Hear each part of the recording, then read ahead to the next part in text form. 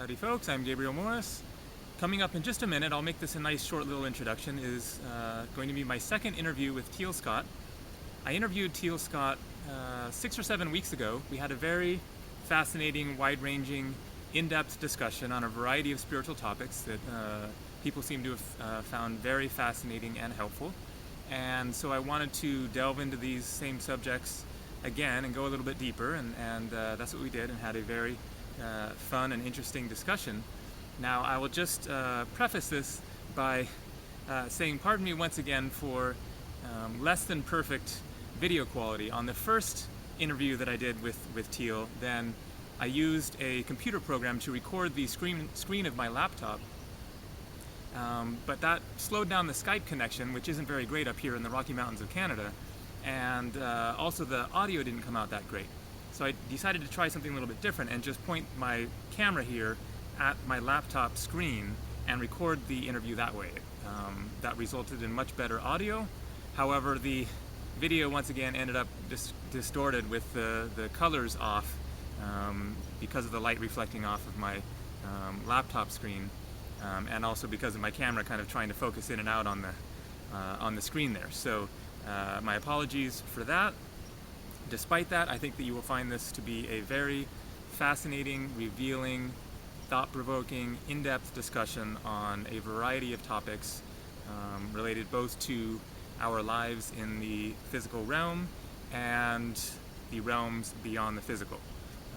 So if you enjoy the discussion, I very much recommend subscribing to Teal's YouTube channel, The Spiritual Catalyst. You can find it searching around for either Teal Scott or The Spiritual Catalyst on YouTube. Also, if you enjoy the subject matter here, then feel free to subscribe to my own channel here, Gabriel Kundalini. I put out my own videos discussing a variety of spiritual topics on a very regular basis. I am also headed off on an awesome adventure in just a couple of weeks. I've been working here in Jasper National Park for the past 6 months. It's moving into fall here, and I've saved up some money and am going to be heading off traveling for the winter. I will likely be going to Bali, Indonesia first.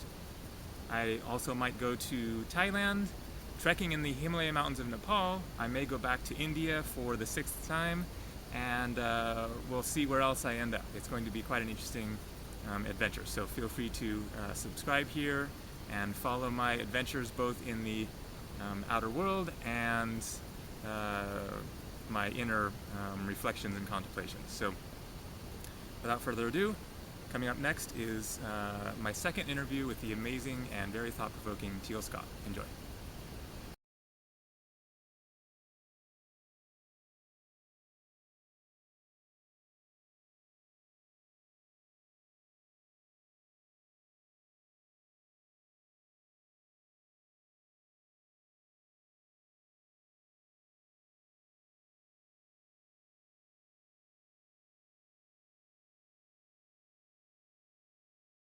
I wanted to ask you a little bit about your own personal healing work, to whatever extent you want to discuss it, in terms of, after you escaped from the situation, that you're in throughout your childhood.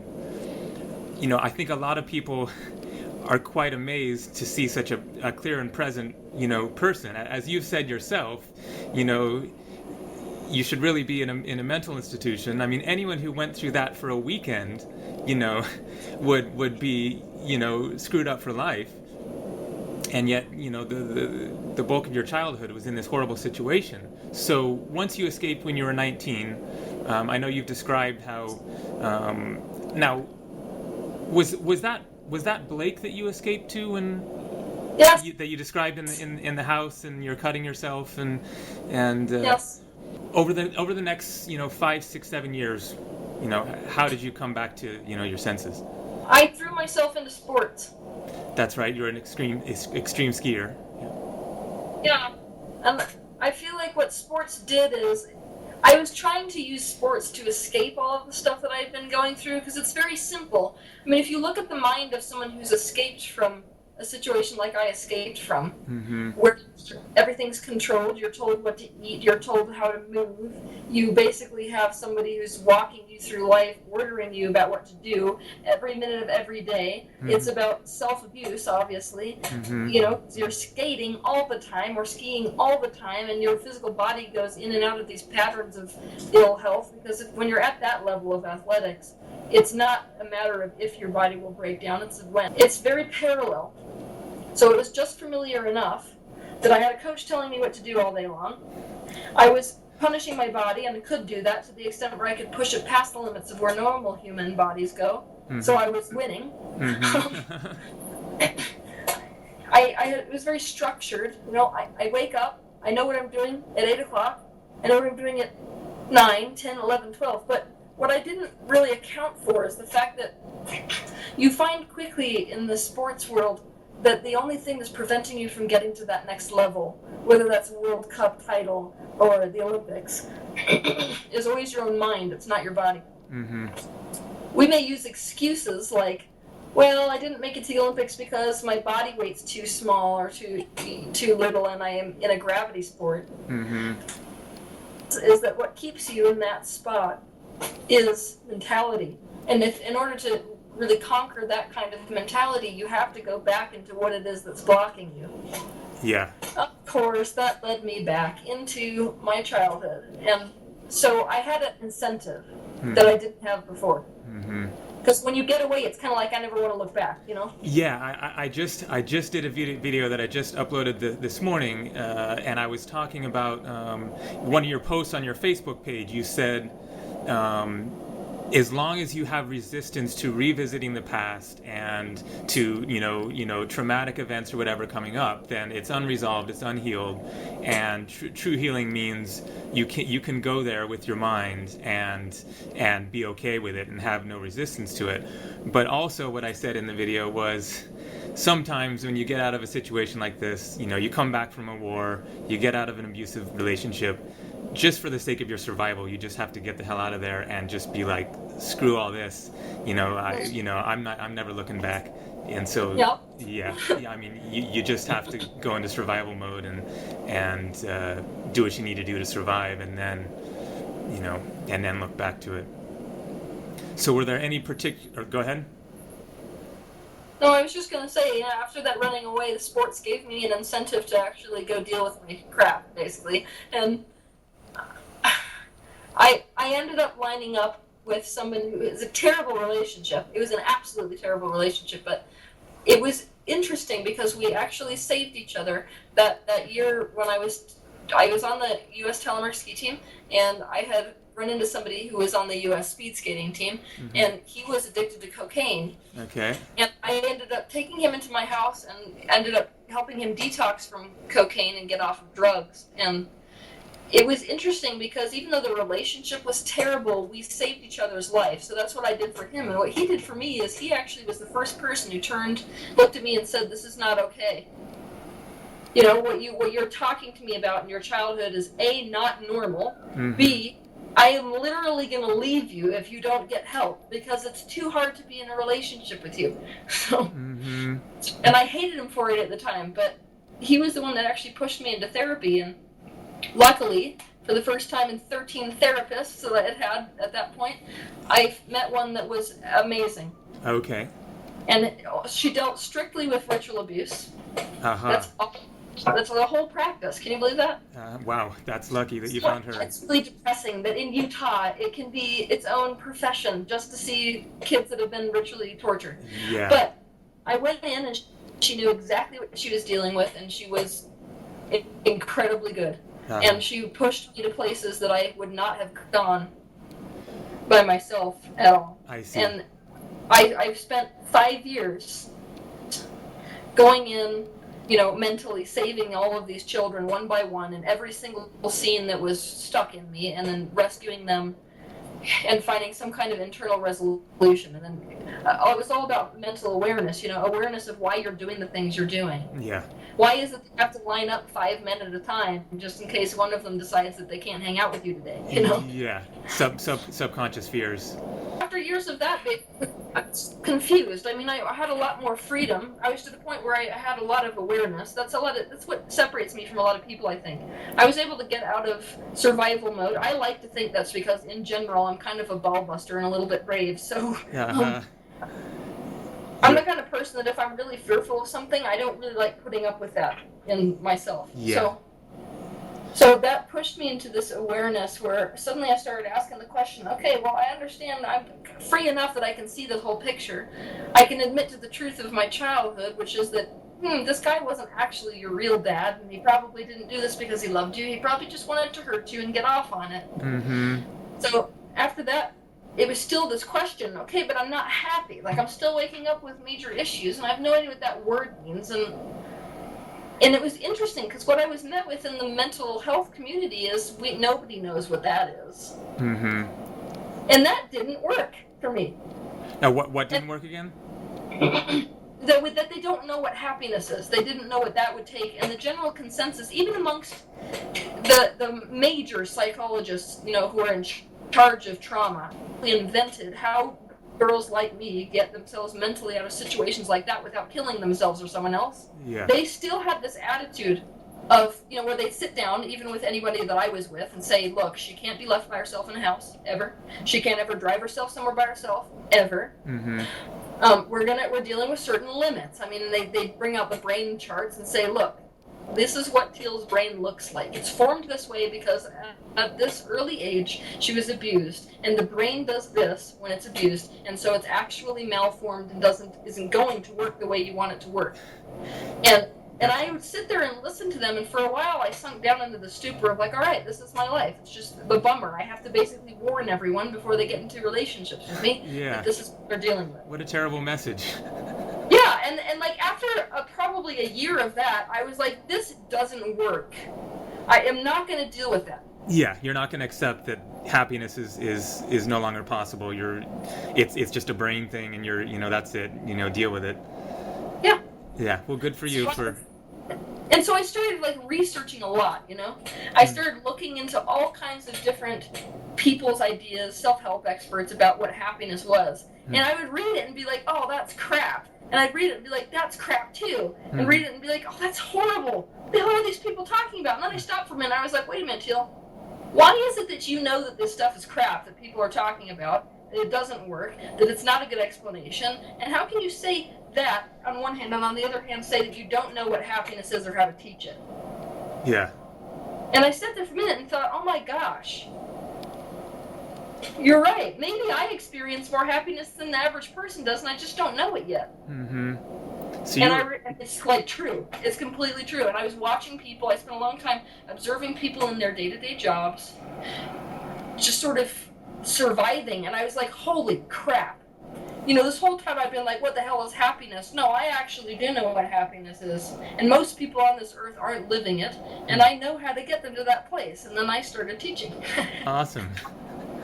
You were really, questioning everything, it sounds like, gathering every, bit of information you could. Really fascinating to hear your healing journey there. That certainly, puts things into perspective a lot. And I assume there must have been a big chunk of time there, where you were, you didn't just come out of this and be like, okay, now I'm going to YouTube and...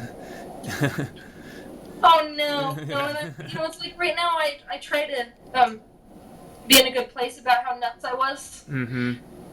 But I still sink into those patterns sometimes where I'm like, oh my gosh, that person had to deal with that with me. That's pretty sad. Uh-huh.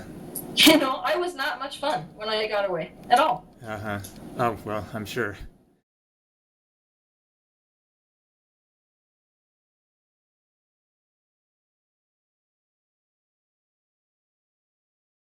In our last interview, then we did a lot of talking about the spirit realms and multidimensionality, and how this all works as far as the fact that we're living multiple lives and multiple realities that are coming together that we access in our dreams and in other ways, and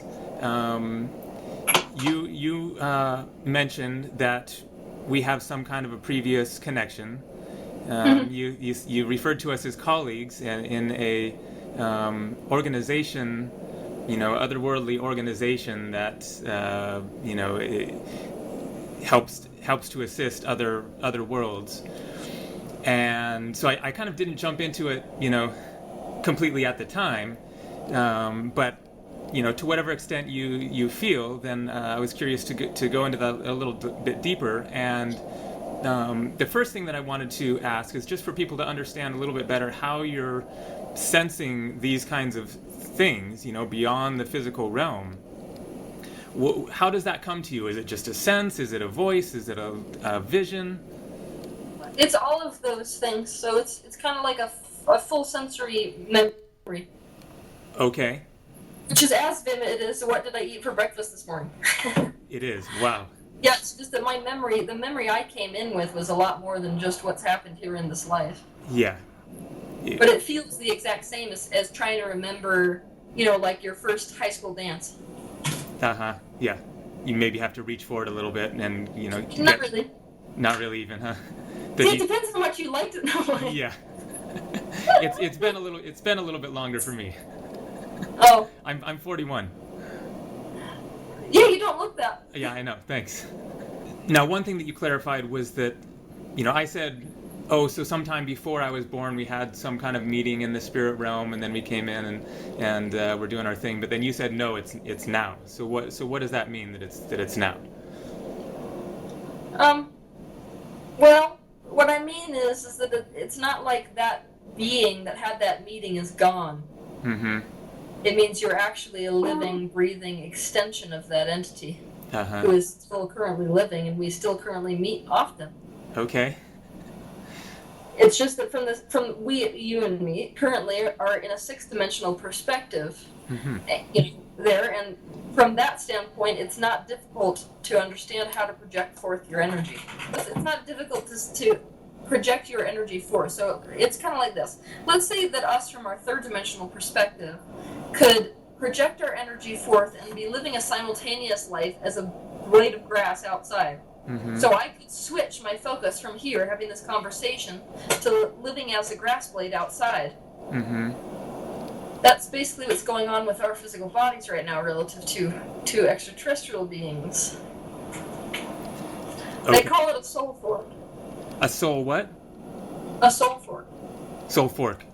Yeah. So it's just an intention, a desire to project forth and focus more on this other realm, the third dimensional realm. Yes. Okay, and so consciousness is simultaneously fully present in that other place. Think of yourself like a deep sea camera. That's the best way to relate it. Yeah. Okay. So here we have an extraterrestrial race that whose expansion would be served by understanding third-dimensional human perspective. So to do that, kind of like you can't go swim at the bottom of the ocean, you got to send a camera equipment down to the bottom of the ocean. It essentially sends camera equipment down to the bottom of the ocean. But it just so happens that camera equipment is another fish. See? Yeah. Same way that right now that camera equipment is a human. Yeah. Gotcha. And is it safe to say it's simultaneously for our own experience and to be able to affect some kind of change in some way? Yes. Which is usually how it works. It's usually some sort of dual purpose. Yeah. One of those, purposes being our own expansion, the other purpose being serving the expansion of all that is, which is really what you choose to do when you understand oneness. What you'll notice a lot is, during a time period like this where the totality of humanity is asking, subconsciously asking so intensely for new information, for a way out, because most of them feel so stuck. What you will see is that beings will come down from other dimensions and manifest in multiple different ways so that they appeal to the masses, however the masses are going to receive it. Mm-hmm. That's why one would come in female and one would come in male. Mm-hmm. Perhaps the women need to have a very strong female to lead them into this type of new energy, and perhaps men who won't listen to women need to have a strong masculine presence leading them into this change within society. Yeah. And fortunately, men are much more opened up to listening to women than, for example, when you were Sai Baba in India and a female spiritual teacher wouldn't have much of a chance. Yes. Yeah.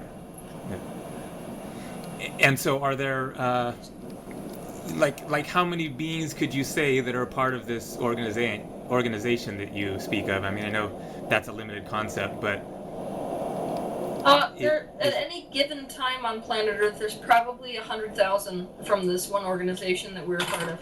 Oh, okay. And it would be an alliance of sorts of, Pleiadians, Arcturians, etc.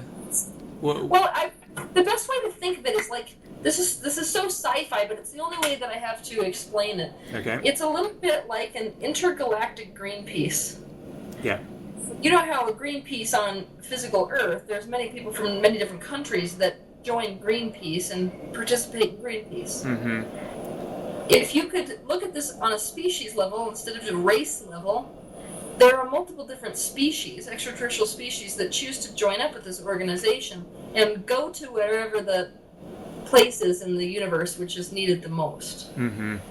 Which is, ironically, it's always the place which is heralding the most expansion in the universe. Mm-hmm. Right now, that's Earth. Yeah. Are there still nefarious ETs that are coming to Earth? Explain nefarious. Good question.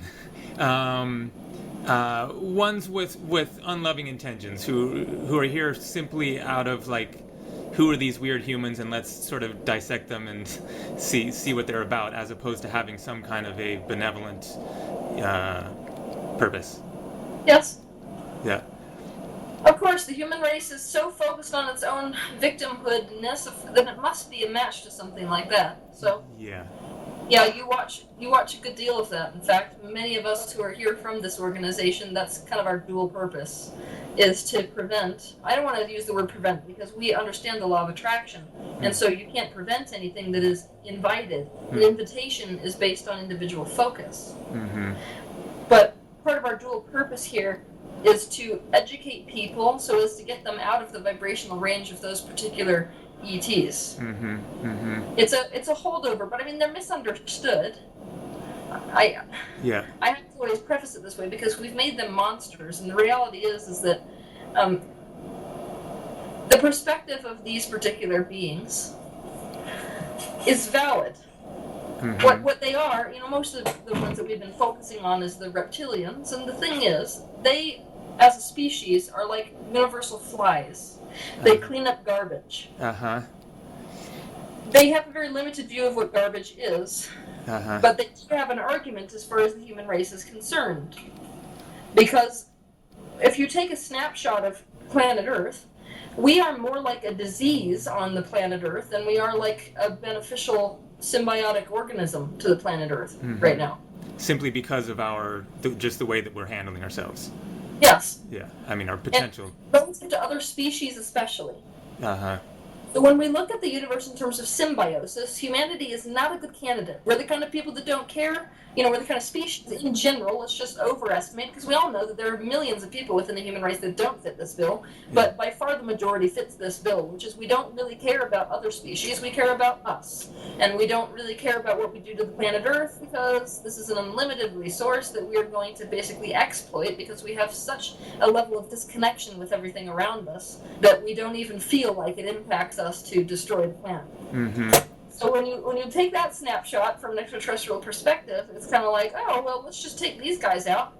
And they do it with as removed, they don't have focus, in terms of emotion, but if we could relate it this way, they treat the eradication of the human race and the exploitation of the human race much the same way that the human race sees leeches.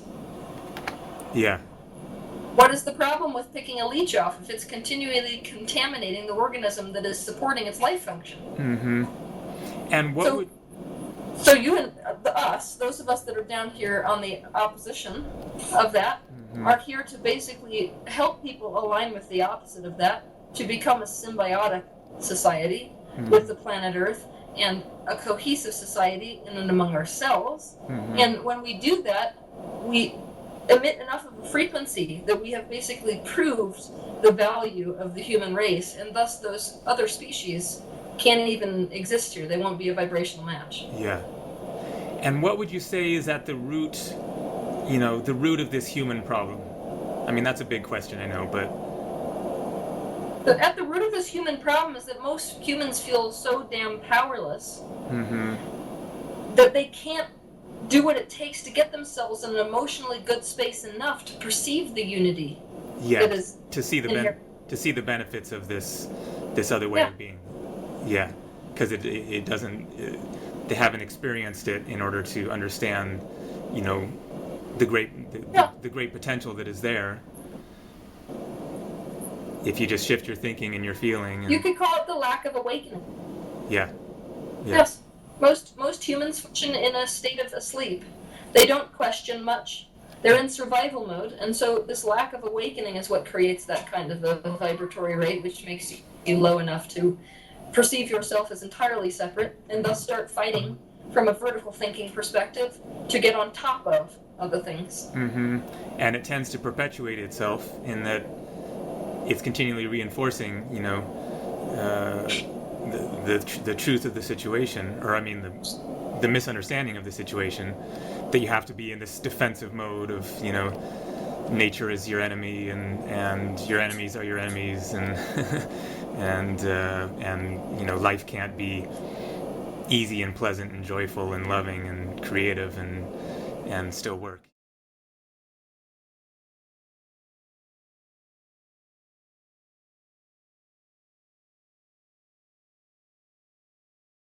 So one little thing I wanted to jump into is the concept of how various forces are influencing our lives. And I wanted to tell just a quick little story just to kind of make an example, which is when I was in high school, then I learned that a fellow high school student had died. And the way that he had died is that a tree had fallen on his car while he was driving. Now, just to think of the, milliseconds of time that had to line up in order for that situation to be a reality for him, but it obviously can apply to so many things, the people we meet and the job opportunities we come across. But if he'd brushed his teeth 2 seconds longer, then he would have lived. And so what I'm getting at is are a lot of our decisions, just those quick little snap decisions we make. Should I take a left here or go right here, to get to my job? And then because of that decision, we meet someone, we get married to, or we get in a car accident, etc. You get the idea. Are those decisions that we're making in our day-to-day life, being influenced by these unseen forces? The largest unseen force, which we seem to be out of awareness of, is the fact that when we're thinking thoughts on a day-to-day basis, it's actually like emitting a magnetic pull from yourself to other events that match that frequency. So it is you that's making this decision. It's you that's making all of these things happen. But we are unaware of the fact that we are emitting this force from us. We are directing the universe what we want to be lined up with. And it sounds kind of trite, and kind of dumb for me to say right now that somebody would ever want to line up with a tree falling on top of them. Yeah. But if you were to monitor this person's thoughts for the last 2 years, 5 years before that event, it was very much so an asking, a subconscious one that he was unaware of. That he was ready to depart this world, and for who knows what reason, some other purpose. Yes. Yeah. It's very multidimensional, compelling stuff. Trying to make sense of reality. Oh, but didn't they tell you that it's all coincidence? Yeah. There's nothing. It's all just random occurrences. Yeah. It's just consciousness is just a byproduct of the brain, is what science would say. Yeah. Which, how you square that circle, I don't know. I know.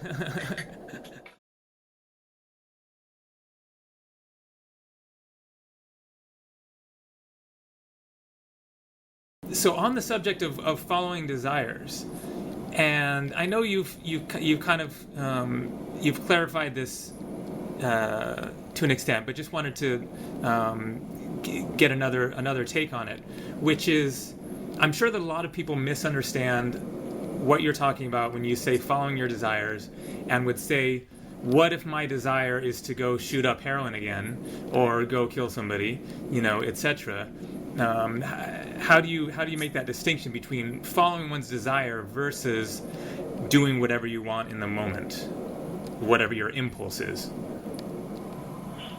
Is to differentiate between what impulse is and what inspiration is. Mm-hmm. Impulse is something you are compelled to do from a negative emotional space. Mm-hmm. Inspiration is something you're compelled to do from a positive emotional space. So what I would tell somebody is, if you have the impulse to go kill someone, do it in your mind. An impulse is something which is coming from a negative emotional space. Mm-hmm. An inspiration is something which is coming from a positive emotional space, or a positive feeling thought. But we are never going to get anywhere by virtue of suppression. And this is what's really happening if you say, I really want to kill that person, but I'm not going to let myself do it. Yeah. That energy is suppression. So what I encourage people to do is to go there mentally. Mm-hmm. So you're not taking an action, mentally kill him. Mm-hmm. And you'll notice that your brain gets very bored chewing on that thought. And allowing yourself to go there is allowing yourself to go up the vibrational scale. And then obviously, since there's always this flow, you don't get stuck there actually. The only reason you get stuck in an emotion is if you are resisting that emotion. So I feel angry, but it's not appropriate to be angry. Now you're stuck in anger forever, right? Yeah. So if you allow yourself to go into those revengeful thoughts, let's say I want to kill someone, and I'm going there mentally, then pretty soon my brain will naturally flow in the direction of integration, which is towards the next highest vibration, which will be something like anger. So instead of fantasizing about them getting killed, they'll just have a thought like, God, I really, really, really hate them. Mm-hmm. Mm-hmm. Maybe it has an image like fire attached to it, or maybe it has nothing attached to it. So you let yourself then go through the anger without taking action. Mm-hmm. The law of the land about following desires is follow your desires mentally. When to act on it is when you have a desire, which is the byproduct of a positive emotional thing. Mm-hmm. And it's really about working with energy. So when I was a kid, then we had a punching bag in the garage, and the thing was, when my dad recognized that I was pissed off, he'd say, go take it out on the punching bag. And rather than, anger is wrong, so deny it, recognizing that it's an energy and that it's a natural, response to, shitty situations in life, and, allowing that energy to flow, but that, people associate, if you let that energy flow, then that means something violent's going to happen. And yeah, that's, basically what you're saying as well, is to figure out how to work with that energy in another way. And it's, one of those subtle distinctions that people need to, look deeper into and come to understand how to recognize that within. And there's also this vibrational law here, which is that if you take action that you think is going to yield negative results, it will always yield negative results. Mm-hmm. So, let's say that somebody like me says, yeah, go ahead, act on revenge. If you think it's not going to end up good, it won't. If your emotional guidance system is telling you that, don't do it. Yeah. Go take a walk or meditate or. You got to mention something. Okay, what's that? Just out of interest, my very last shadow episode. You seen my shadow house episodes? I have. In the last episode, which is episode number 8, I actually worked somebody through exactly what you're talking about. Okay. Where we mentally go straight into revenge. Uh-huh. And the viewer gets to see how quickly the body works through that emotion, and he never took any action. Mm-hmm. So what felt benefit to him is to shoot this person. So we shot him mentally. And you get to watch him go through this process.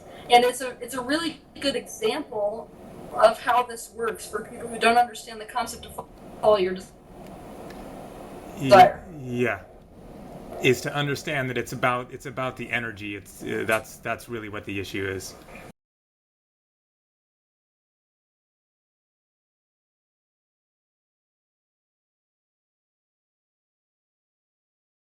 So I'm going to just mention to people that during our last interview we talked about President Obama and the possibility of a World War III. You said that humanity at this time is a match or for the possibility of World War III, and then here it is 6-7 weeks later, and things have ramped up big time in that direction. So I'm wondering what your thoughts are on the direction that things are going, what's going through Obama's head at this time, considering this possible strike against Syria, considering all of the crazy possible outcomes, and did you see his press conference this morning by any chance? No. Okay, he had a press conference in Russia, and that was the first press conference I've seen with him in quite a long time, and it was quite interesting to see his answers to things, and he's definitely, he's such a thoughtful guy, and intelligent, and seems to have conviction that this is the right thing to do. To me, it seems, basically insane to be leaping into yet another conflict. So, anyways, what sort of thoughts do you have on that? Usually the same thoughts as I always share, which is that basically we live in a time-space reality right now on planet Earth where corporations are the ones that really run our universe. So if it's looking like we have to maintain control of the dollar, and if it's looking like we need to, if we're going into massive amounts of debt right now, right? Mm-hmm. And the countries which are really controlling the dollar, if you want to put it that way, it's starting to sway, so it's no longer America. If we lose control of, foreign control, basically, of the value of the dollar, then we are basically in for it. Mm-hmm. So the issue is when you've got somebody who's got a mind kind of like he does for finances, and of course a lot of this kind of information isn't shared with the general public. Yeah. The real reason isn't shared with the general public. What's shared with the general public is basically a cover reason, which is always like, some sort of, oh look, we're going to help other people reason. Yeah. And usually makes people want to jump on board. When behind the scenes, the energy's kind of like, let's not panic them, as far as just how frail our financial system is right now in the entire world. Yeah. Because the of us that have control it for so long have really played this game to a degree that now it's so shaky that it is on the verge of collapse. Yeah. We're not talking collapse like 1920s collapse. We're talking collapse like Rome collapse. Mm. So if you want to maintain control of foreign oil specifically, so that you can maintain the value of the dollar here, then we have to find a way to go over there and make ourselves a presence. So, what's really upsetting me is that he's kind of making the same decision right now that was made by the Bushes. Yeah, exactly. Which is not something which I anticipated, But it's not really surprising because these people that we have in control right now are, I say quote unquote control because these people they're just figureheads. That's all they are. They're not the ones. We look at the president's kind of just like a poster child for a much larger family which is in control of all of this. Yeah. A group of families, really.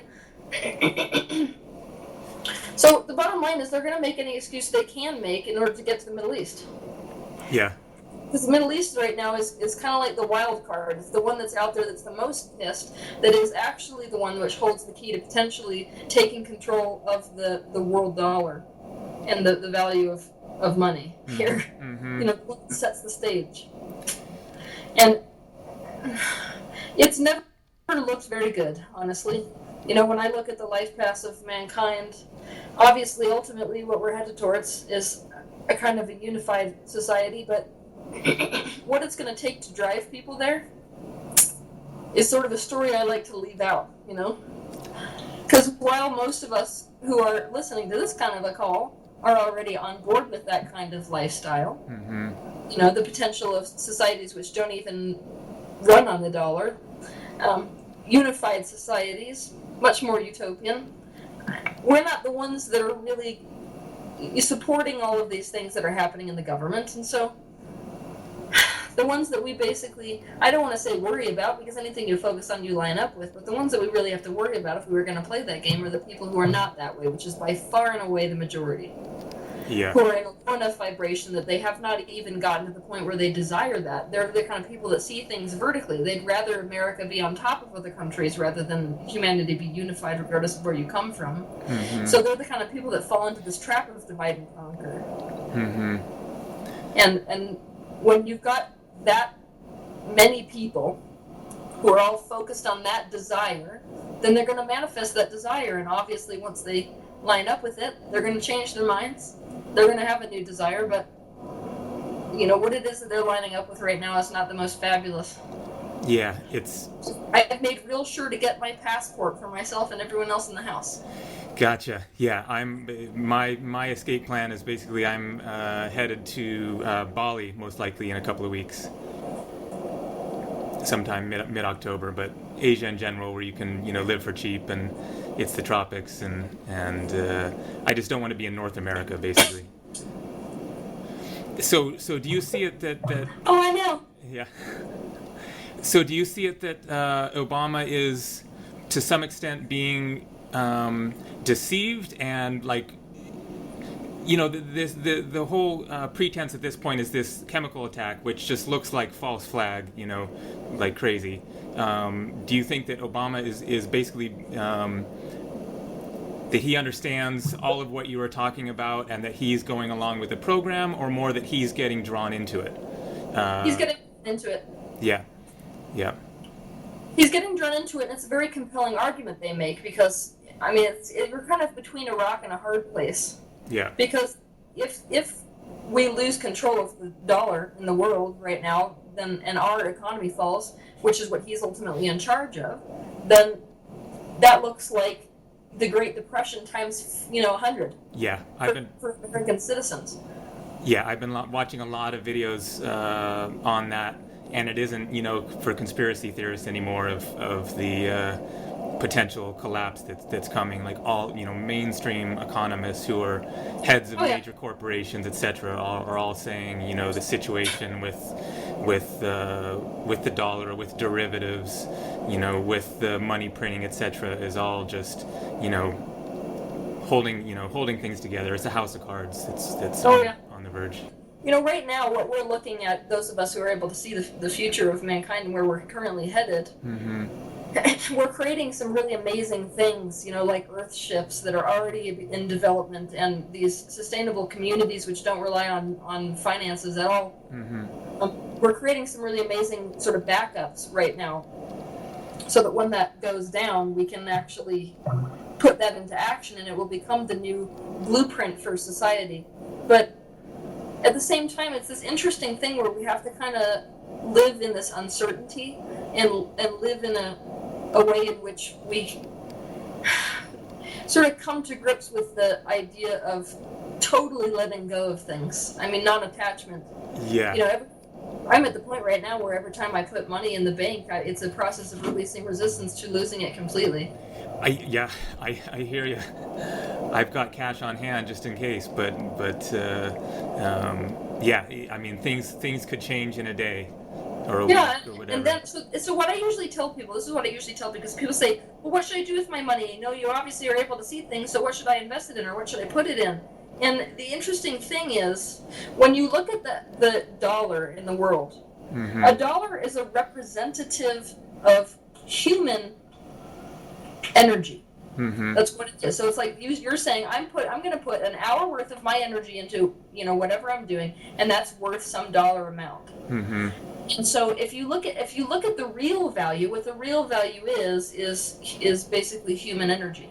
And so what I usually tell people who are headed into this time period is that the most important thing you can possibly do is to hone a skill, hone a talent, or something that is of value to others, because that's your only guarantee in the future as far as your own survival. Mm-hmm. Your own guarantee for your own survival is to have something that's wanted. Yeah. Because if you have a talent, you're always going to serve a purpose. And if you're always going to serve a purpose, there's always going to be value seen in that. And if there's always value seen in that, there can be some sort of reciprocal back and forth type of a thing. So if I was being really smart right now, rather than, thinking about investing my money in gold or something other than the financial system, I would invest my money solidly in gaining skills that are going to make me invaluable in general to the human race. Yeah, huh?